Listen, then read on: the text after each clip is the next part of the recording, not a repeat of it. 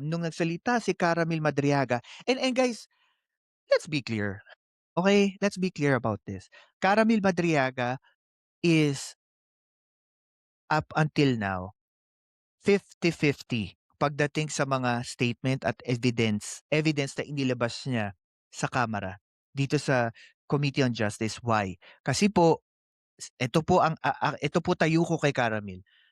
Wala pa pong verification at hindi pa po nabe-verify lahat ng mga sinabi niya sa affidavit niya up until anong sabi ko, lumabas yung mga cellphone na nasa, I think PNP or RTC court para ilabas ito para mag-corroborate dun sa sinasabi niya. Pero I'm always telling this to everyone. There is no point for me, and this is my opinion, to believe on him unless it is proven. And also, there is a lot of questions meant ni Caramel.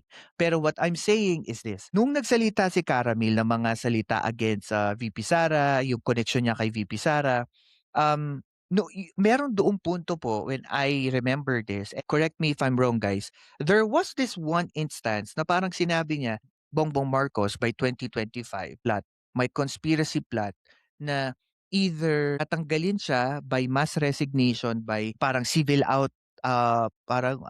parang civil outburst ng tao na pabagsakin siya or 'pag hindi daw magawa iyon is to assassinate him, lasunin siya or whatsoever. Yung mga ganong statement, I think parang I get the point ni Caramel doon. Kaya nung sinabi ito ni,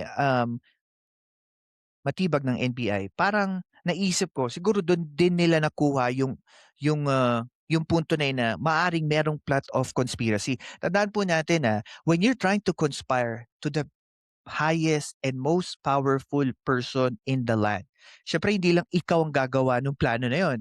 This will be a big plan. Ang tanong lang diyan, ang kinakatakot ko lang, if this is true, yung sinabi ni Caramel, sabi ko nga, if this is true, how will they execute the plan? Sino ang gagawa? And pangatlo, ano mabe-benefit ni VP Sara dito? Kasi ang tingin ko diyan, this is a loose situation eh kay VP Sara. Knowing that a lot of people now is angry with her of what she is acting since na kumalas na siya sa Uniteam at yung mga sinasabi niya in public. Ang kinakatakot ko diyan is what if mangyari ito, tapos maging presidente si vice president. Tapos after a while mapag-alaman natin na yung nag-conspire, yung mastermind ng quote and quote na sinabi ni Caramel na ah, papatayin di umano or assassination plot kay PBBM, close sa Pangulo or may connection sa mga Duterte. So I think if this is just a theory, this is a big conspiracy of people, a network of people within the circle of President Bongbong Marcos na maaring may galit sa kanya or close to the Duterte. If this is true. Okay? Then, Director, hindi pa ito maaring kasuhan kung walang actual na krimen. True. At the end, kay Caramel, allegations pa lang yon until it is proven at merong mabigat na ebidensya.